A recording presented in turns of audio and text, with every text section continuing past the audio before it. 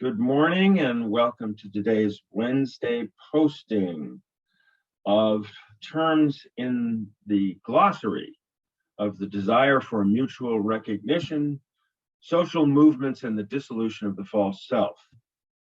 Today's term in the glossary we're up to is otherness. Otherness refers to the outerness of the outer or false self, in the sense that it describes the not being oneselfness of inhabiting a kind of alien persona. When we are recognized as other, and therefore become other to ourselves, we experience a painful distance between our relatively unrecognized center and our enacted self that is somehow other to us and other to the other as well. A disturbing lack of presence that we nevertheless are.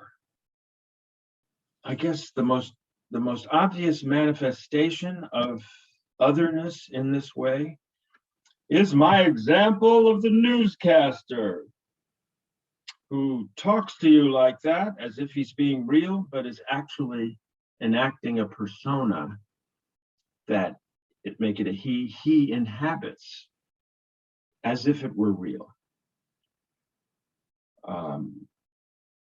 We're surrounded by these kinds of images. Think of almost any television commercial, but think of a beer commercial when the picnic is happening and the man brings a Lowenbrow, and everyone is just couldn't be happier. Tonight, let it be Lowenbrow. Tonight, let it be Lowenbrow. And everyone is overjoyed. Well, of course, that is enacting an externally directed pseudo event that does not capture real human interaction, but rather performs a social setting from the outside, as if it were really what's happening. So when you're actually viewing these commercials, they're quite painful. It's just we are so inured to them that we don't know they're painful, because they're completely artificial representations of true human mutuality, human interaction.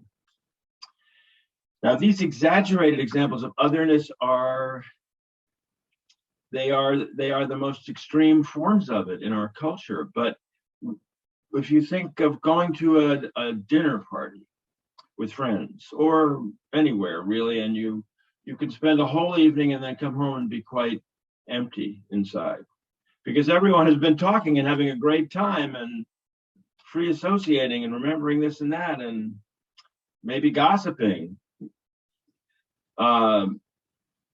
But it's all carried on at the level of the conditioned self, and therefore does not reach deeply into one's largely unrecognized true being.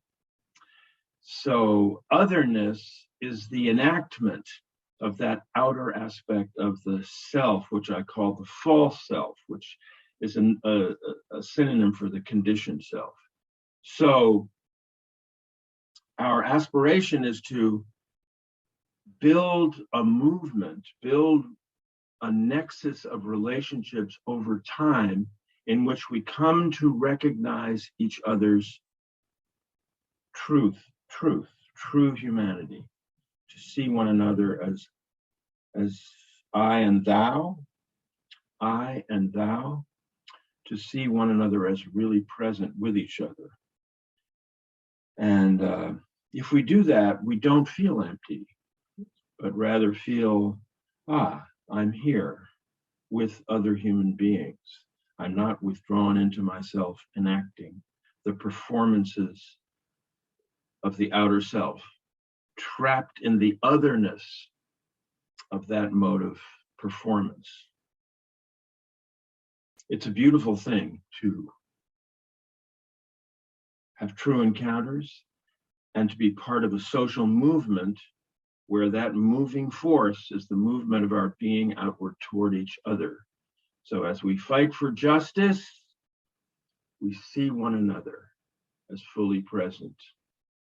That that's a produces a much fuller sense of being here, of here-ness in the present moment, and of co-creating the world that we want to bring into being.